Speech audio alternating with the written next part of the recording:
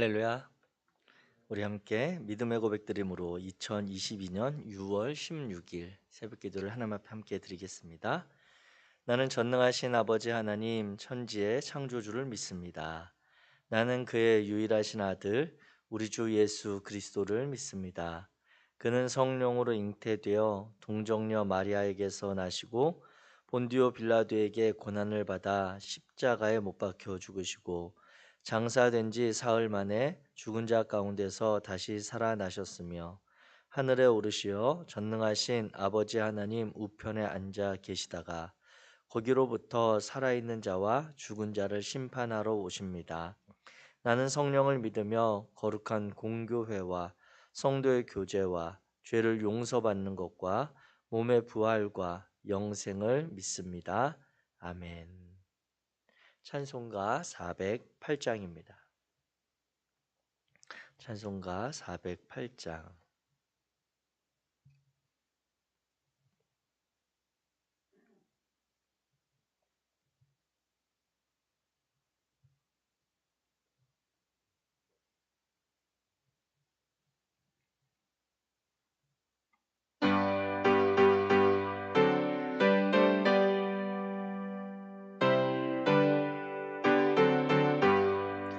나 어느 곳에 있든지 늘 마음이 편하다.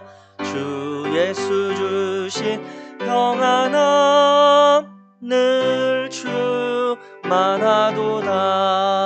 나의 맘속이 늘 평안해.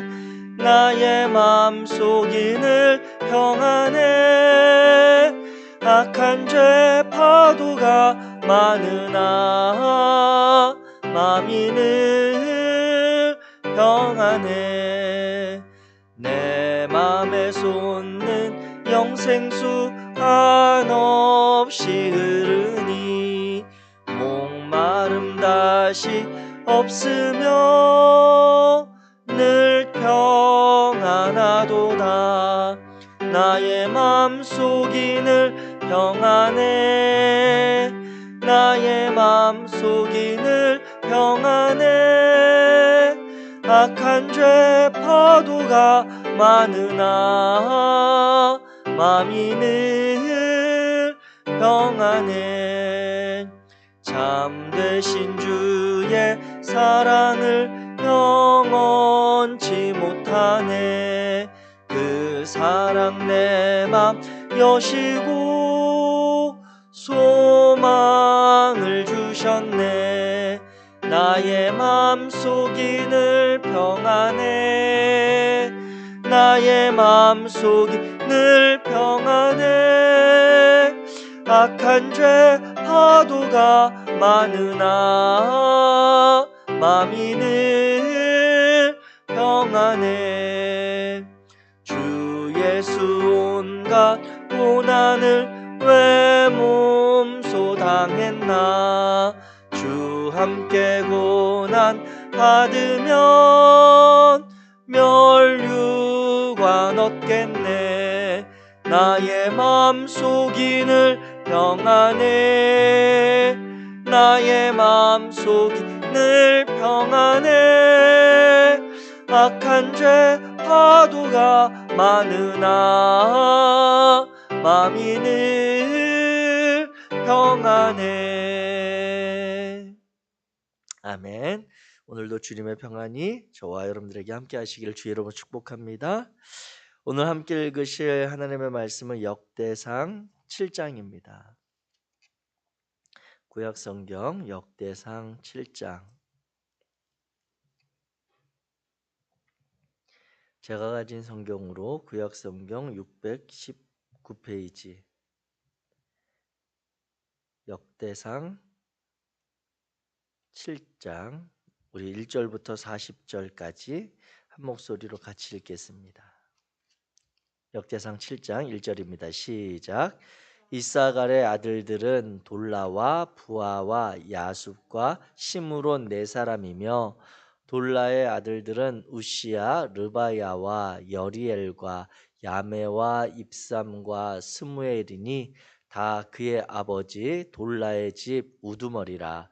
대대로 용사이더니 다윗 때에 이르러는 그 수요가 22,600명이었더라. 우시의 아들은 이스라히야요, 이스라히야의 아들들은 미가엘과 오바댜와 요엘과 이시야 다섯 사람이 모두 우두머리며, 그들과 함께 있는 자는 그 계보와 종족 능히 출전할 만한 군대가 3만 6천 명이니, 이는 그 처자가 기 때문이며, 그의 형제 이사갈의 모든 종족은 다 용감한 장사라. 그 전체를 계수하면 8만 7천 명이었더라. 베냐민의 아들들은 벨라와 베겔과 여디아엘 세 사람이며, 벨라의 아들들은 에스본과 우시와 우시엘과 여리못과 일이 다섯 사람이니, 다 그 집의 우두머리요 큰 용사라.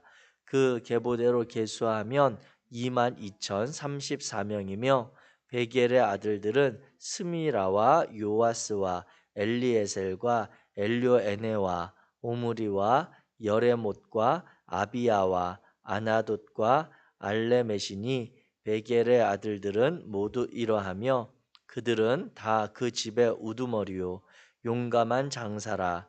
그 자손을 계보에 의해 계수하면 2만 200명이며, 여디아엘의 아들은 비란이요, 비란의 아들들은 여우스와 베냐민과 에훗과 그나아나와 세단과 다시스와 아히사할이니, 이 여디아엘의 아들들은 모두 그 집의 우두머리요 큰 용사라. 그들의 자손 중에 능히 출전할 만한 자가 17,200명이며, 일의 아들은 숫빔과 훗빔이요 아헬의 아들은 후심이더라. 납달리의 아들들은 야시엘과 구니와 예셀과 살룸이니, 이는 비라의 손자더라. 므낫세의 아들들은 그의 아내가 낳아준 아스리엘과 그의 소실 아람 여인이 낳아준 길르앗의 아버지 마길이니, 마길은 훗빔과 숫빔의 누이 마아가라 하는 이에게 장가 들었더라.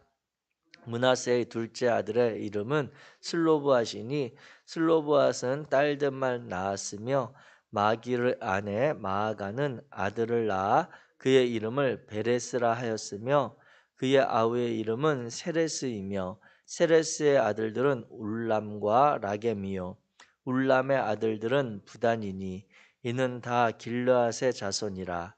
길르앗은 마길의 아들이요 므낫세의 손자이며, 그의 누이 함몰레겟은 이스훗과 아비에셀과 말라를 낳았고, 스미다의 아들들은 아히안과 세겜과 리키와 아니암이더라.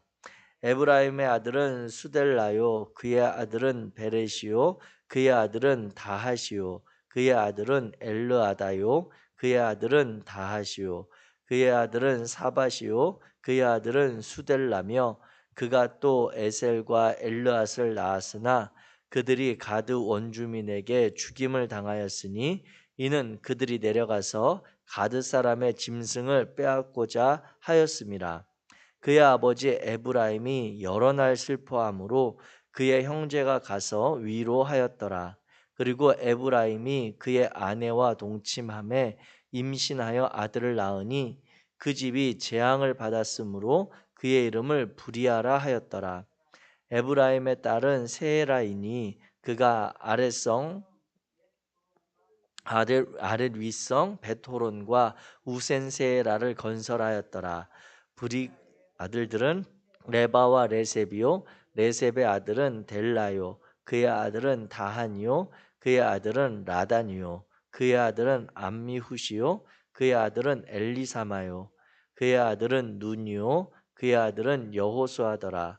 에브라임 자손의 토지와 거주지는 베델과 그 주변 마을이요, 동쪽으로는 나아란이요, 서쪽에는 게셀과 그 주변 마을이며, 또 세겜과 그 주변 마을이니, 아사와 그 주변 마을까지이며, 또 므낫세 자손의 지게에 가까운 베스안과 그 주변 마을과 다낙과 그 주변 마을과 무기또와 그 주변 마을과 돌과 그 주변 마을이라.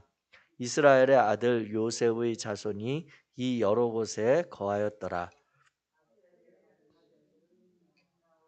이스아와 이스위와 부리아요. 그들의 매제는 세라이며 부리아의 아들들은 헤벨과 말기엘이니 말기엘은 비르사이스 아버지이며 헤벨은 야블렛과 소멜과 호담과 그들의 매제 수아를 낳았으며 야블렛의 아들들은 바삭과 빔할과 아스와시니 야블렛의 아들은 이러하며 소멜의 아들들은 아히와 로가와 호바와 아람이요 그의 아우 헬렘의 아들들은 소바와 임나와 세레스와 아마리요 소바의 아들들은 수아와 하르네벨과 수알과 베리와 이무라와 베셀과 훗과 사마와 실사와 이드란과 부에라요 예델의 아들들은 여분네와 비스바와 아라요 울라의 아들들은 아라와 한니엘과 리시아이니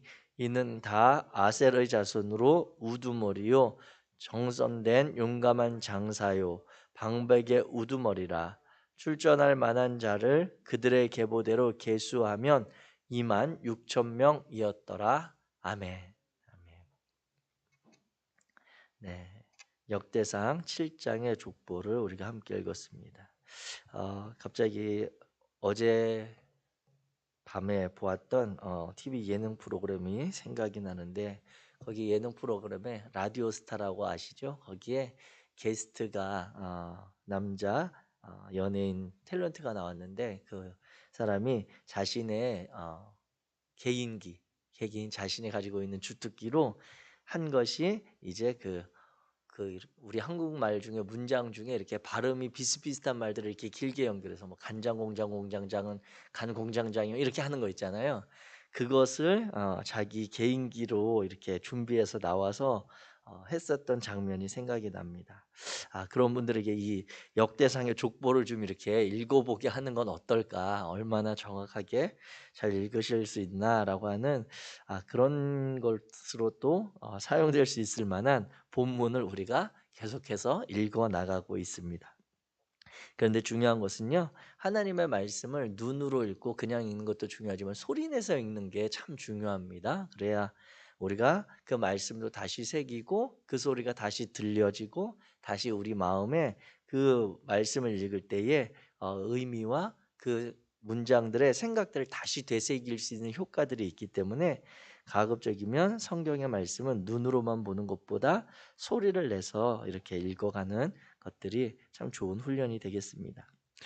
오늘 역대상 이제 7장의 말씀을 우리가 함께 읽었습니다. 역대상 7장에 나타나 있는 그 족보는 이사갈 지파와 베냐민과 납달리, 므낫세, 에브라임, 아셀 지파의 족보입니다. 그리고 또 그 가운데 베냐민 지파의 족보는 8장에서 또 등장을 하는 그러한 지파의 족보죠. 그래서 이 이사갈과 그리고 납달리, 므낫세, 에브라임, 아셀 지파의 족보에 대해서는 그렇게 아주 많은 세세하게 그리고 여러 가지 항목들을 다 이렇게 기록하고 있는 족보로 보기는 어렵습니다. 특별히 오늘 우리가 읽은 7장 13절에 보면 납달리 자손, 즉 납달리 지파의 족보가 나오는데 이 납달리 지파의 족보는 그냥 한 줄로 처리가 되거든요. 그러니까 그 납달리 지파도 야곱의 그러한 아들로 태어나서 그들이 가나안 땅에 정착하며 살기까지 그리고 지금 이 역대기에 이 지파에 기록이 남았다라고 하는 것은 이때도 납달리 자손들이 일부라도 있었을 개연성이 훨씬 많은데도 불구하고 그들의 족보에 대해서 거의 이름도 없고 한 줄로만 처리된 그러한 내용도 성경에는 있다라고 하는 것입니다. 더 우리가 본다면 가만히 살펴본다면 이제 족보에 등장하지 않는 그 두 지파도 있습니다.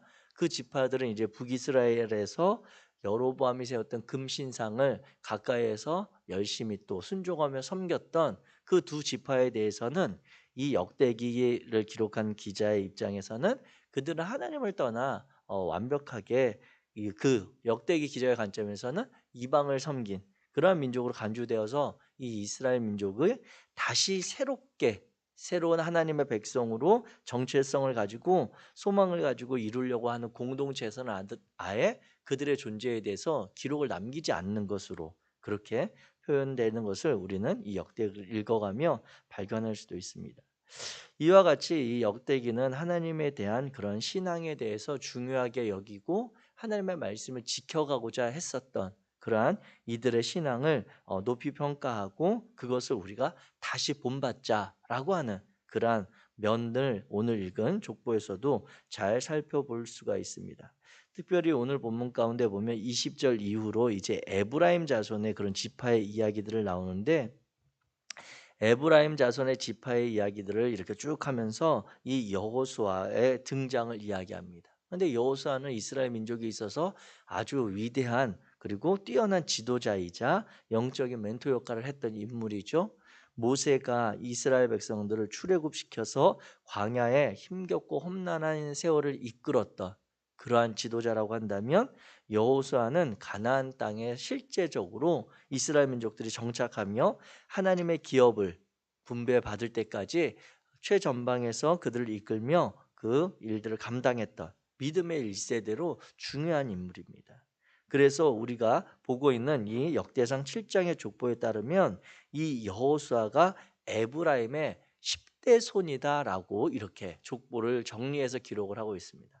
실제로 에브라임의 10대 손이 훨씬 넘을 수 있는 그런 상황임에도 불구하고 그 족보를 정리해서 앞서 보았던 역대상 1장과 2장 그리고 다른 그 족보를 기록할 때에 그리고 이 고대 근동에 있어서 역사를 그리고 족보를 기록하던 방식에 따라서 10대 단위로 건너뛰면서 중요한 인물을 배치해서 강조했던 그 형식을 그대로 따라가는 것을 우리가 이 역대상 7장의 족보에서도 볼 수가 있습니다. 그래서 이 에브라임 자손의 지파에 대해서 정리할 때도 이 여호수아에 대한 이야기를 사실 전하기 위해서 이 에브라임 지파를 기록을 했다라고 하는 것으로도 우리가 볼 수 있는데 오늘 우리가 이 읽은 역대상 7장에서 특별히 우리가 마음을 말씀에 주목하고 마음을 품고 기도하며 하루를 결단하기를 원하는 것은 우리가 하루하루를 살아갈 때 매일 삶을 살아갈 때 하나님의 말씀과 그 뜻은 그 본질 하나님께서 우리에게 주신 하나님의 마음은 잘 간직하고 유지하되 그 말씀과 그 마음을 적용하는 그러한 상황은 각자의 형편과 상황에 따라 충분히 달라질 수 있다라고 하는 것입니다. 그것이 하나님께서 이 성경 전체를 통해 우리에게 주신 그 하나님의 마음, 하나님의 백성으로서 시대를 살아가는 상황 가운데 어떠한 삶을 지향해야 되는지 그 지향하는 모습에 있어서는 오늘 이 본문에서만 7장에서만 보더라도 세 가지 정도를 우리가 살펴볼 수가 있을 것 같습니다. 먼저 오늘 본문에 보면 므낫세 지파의 이야기가 나오고 있는 14절부터 19절까지 본문에 보면 15절에 우리가 잘 알고 있는 그런 이야기의 한 단면이 등장을 합니다. 그것은 마길의 그러한 후손이었던 그 므낫세의 둘째 아들 슬로브앗의 집안의 이야기거든요. 그래서 이 슬로브앗의 집안의 이야기는 어떠한 것이냐면 이스라엘 민족들 가운데는 지파가 있고요. 그 지파 안에 그 지파의 구성을 하는 족속이 또 있습니다. 그러니까 므낫세 지파하면 므낫세의 그 아들들이었던 그 두 아들이면 두 아들이 두 족속이 되는 거고 그 족속 안에 또 대를 이어서 내려가다 보면 이제 가족이 이렇게 기업이 되어집니다. 그러니까 그 이스라엘 민족이 가나안 땅에 정착하며 살면서는 크게 지파 공동체적으로 넓은 그 지파가 거할 수 있는 땅을 분배받았고 그 안에서는 족속에 따라서 또 사는 영토가 나누어져 있고 그 영토 안에 또 가족별로 이렇게 쉽게 말하면 뭐 밭을 구분 지었다든지 뭐 우리로 치면 논을 이렇게 분배받았다든지 하는 이런 식으로 이렇게 구조가 되어 있다라고 하는 것입니다. 그런데 여기에 보면 이제 슬로브앗이라고 하는 인물이 등장하고 15절 끝에 보면 그의 아들의 둘째 아들의 이름은 슬로브앗이니 슬로브앗은 딸들만 낳았으며 이렇게 기록되어 있다는 거죠. 그런데 이 슬로브앗의 딸들과 관련된 일화가 민수기 27장에 등장을 합니다. 즉 민수기 27장에 하나님께서 모세를 통해서 주신 말씀 가운데 너희가 이제 가나안 땅에 들어가서 살게 되면 하나님께서 주신 그 기업을 소중하게 간직하고 그 기업을 아들들에게 잘 전해서 후손들이 머물러 살도록 해라라고 하는 그런 규례를 말씀을 해 주십니다. 그런데 오늘 본문 15절에도 보다시피 둘째 아들 슬로보앗은 딸들만 남기고 죽게 되거든요. 그러니까 그 슬로보앗에게 있었던 그 땅의 기업, 하나님께서 주신 기업이 아들이 없는데 그러면 우리는 어떻게 해야 되느냐라고 하는 자연스러운 삶의 현실적인 그런 의문과 하나님의 말씀을 적용하고자 하는 그러한 적극적인 그런 마음이 담겨 있는 것이죠. 그래서 슬로바앗의 딸들이 이제 찾아가서 이야기합니다. 모세에게. 이러한 상황, 우리는 아버지가 없는데 아버지가 없이 돌아가신 이 상황 가운데 이 아버지에게 우리 가족에게 할당되었던 이 기업을 그러면 우리는 어떻게 해야 됩니까? 우리는 딸들인데 우리에게는 기업이 없습니까? 라고 하자 모세가 다시 그것에 대해서 하나님께 묻고 하나님께서 주시는 마음은 그런 경우에는 딸들에게 그 기업을 전해 주어라 라고 이렇게 말씀을 하시거든요. 그러니까 하나님이 본질적으로 주셨던 말씀, 하나님이 주신 기업을 소중하게 간직해라. 그리고 그 기업을 족한 줄로 알고 그곳에서 최선을 다한 수고의 삶을 감당하며 살아가라고 하는 그 마음의 뜻이 흐려지지 않도록 딸들에게도 그 마음을 전해지도록 적용을 했다라고 하는 것입니다. 그런데 이 슬로바앗의 딸들의 사건이 있은 다음에 민수기 36장에 또 가게 되면 이 슬로바앗의 딸들의 일화와 연결해서 또 어떤 사건이 벌어지냐면 이제 이 므낫세 지파에 있었던 또 다른 이야기인데 슬로보앗의 딸들의 경우 그 아버지의 기업을 받아서 그들이 결혼하기 전까지는 그 땅을 기업을 소중하게 간직하고 살아갔는데 이제 그들이 결혼을 하게 되면 다른 지파에 있는 그런 이들과 결혼을 하게 되면 그 슬로보앗에게 전해졌던 그 집안의 그 가족의 기업이 결국 다른 지파에 또 이렇게 할당되어지는 넘어가는 그런 일들이 벌어지는 상황에 대해서 모세에게 또 다른 이들이 이야기를 합니다. 그래서 모세가 또 하나님께 묻고 또 다시 대답하는 것은 무엇이냐면 그런 경우에는 아버지가 딸들에게 기업을 물려줄 경우에는 그 딸들은 다른 지파의 사람과 결혼하지 말고 그 지파 안에서 결혼을 해서 하나님께서 그 좀 더 넓은 범위의 지파에게 허락해 주신 기업이 그 지파 안에서 잘 보존되도록 해라. 이렇게 또 적용이 바뀌어지는 것이죠. 즉 하나님께서는 이 땅을 그 슬로보앗의 딸들의 사건을 보게 될 때 그 삶을 살아갔던 현실적인 상황 가운데 슬로보앗의 딸들이 당한 어떻게 보면 억울할 수 있고 불편할 수 있고 이것이 공평하지 않다라고 하는 여겨지는 면들에 대해 하나님의 마음과 말씀을 본질은 유지하면서 그 살아가는 이들의 삶 가운데 그 어떤 이들도 하나님의 공평과 정의의 공동체로부터 소외되지 않고 억울하지 않도록 하는 말씀의 적용에 접점을 바꿔주셨다라고 하는 것을 보게 됩니다.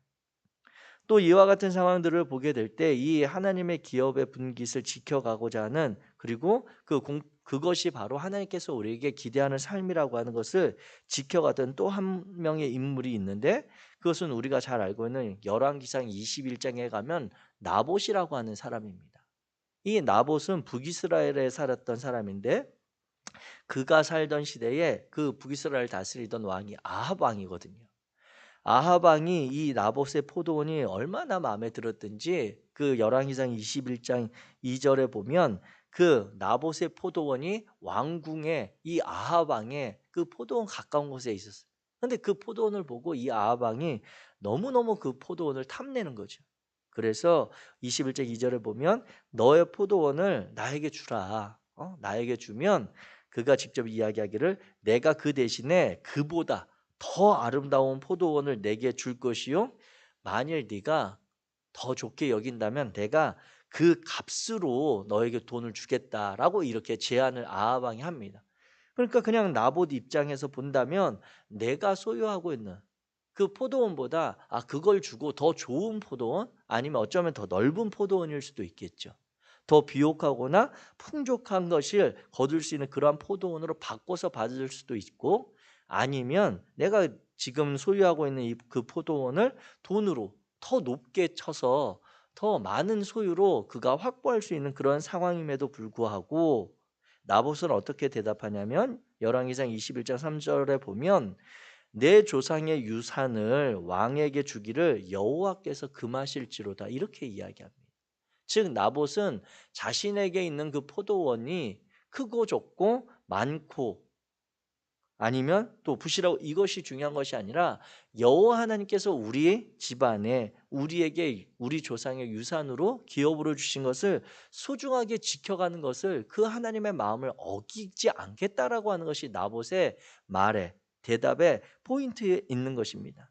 그러자 이제 그 뒤에 보면 아합 왕이 근심하고 그것도 지나쳐서 밥도 안 먹고 투정하는 그러한 모습으로 이제 나아가는 사건으로 발전하는데 이와 같이 이스라엘 민족들에게 있어서 중요한 것은 오늘 당장 나의 삶의 자리에 하나님의 말씀을 어떻게 지켜갈 것인가라고 하는 끊임없는 고민, 그리고 하나님의 말씀을 본질을 떠나지 않고 삶을 지켜가고자 하는 그러한 성실의 삶이 곧 이스라엘 민족들에게 하나님께서 찾으시는 그러한 삶의 모습이었다라고 하는 것입니다.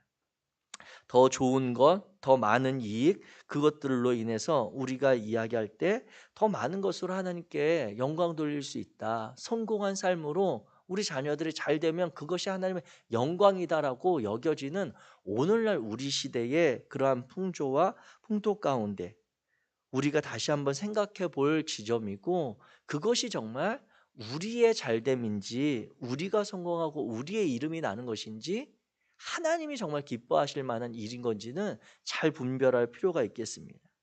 무엇보다 중요한 것은 하나님의 말씀을 떠나지 않고 그 마음을 따라 그 이후의 결과로서 하나님의 이름이 드러나는 것이 아니라 오늘 내게 준 삶을 내가 성실하고 어떠한 형편과 상황에 있든지 간에 하나님께서 주신 그 마음을 따라 소중하게 지켜가려고 하는, 때로는 그로 인해서 어려움을 당할 수도 있고 때로는 손해를 볼 수도 있고 때로는 그것으로 인해 어리석다라고 여겨지는 삶이라 할지라도 하나님께서 함께 하심을 믿기에 내게 주어진 그 삶의 시간을 소중하게 지켜가고자 하는 그것이 어쩌면 하나님의 말씀의 본질을 더 지켜가는 것이 아닌가 살펴볼 수 있겠습니다.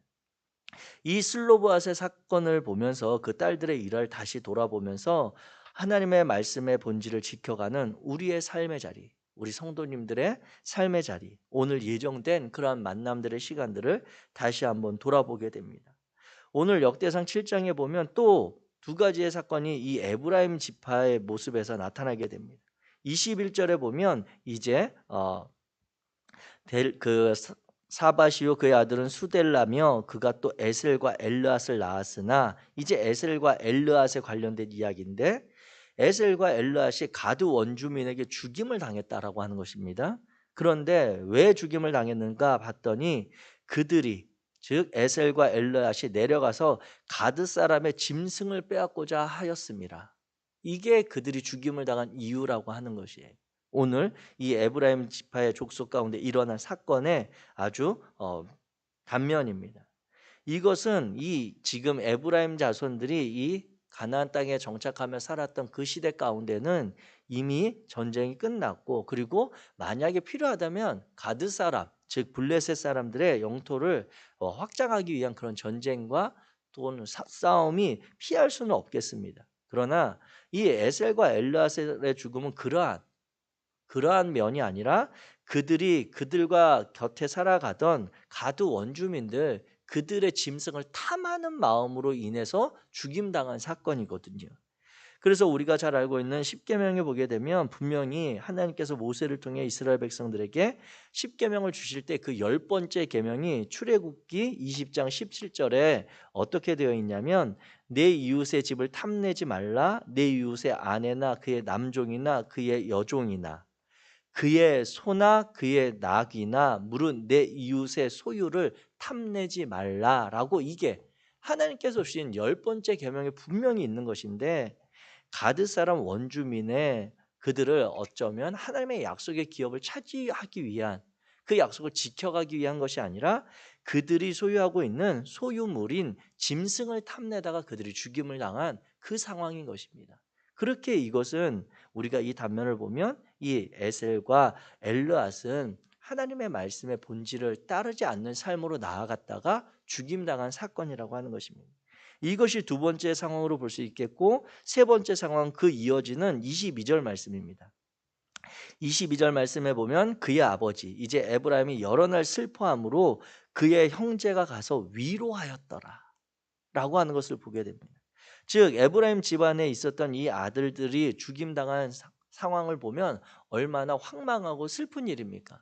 물론 그들의 행실이 잘못되었다, 하나님의 십계명을 어겼다라고 하는 것을 우리가 볼 수 있지만, 또 다른 면에서 보면 에브라임의 형제된 이들은 그 에브라임이 당한 슬픔에 대해서 마땅히 찾아가 정죄하거나 지적질하거나 그러게 왜 그렇게 자식 교육했냐 이렇게 하지 않고 먼저 그들의 아픔과 상처를 위로하는 모습을 발견할 수 있다라고 하는 것이죠.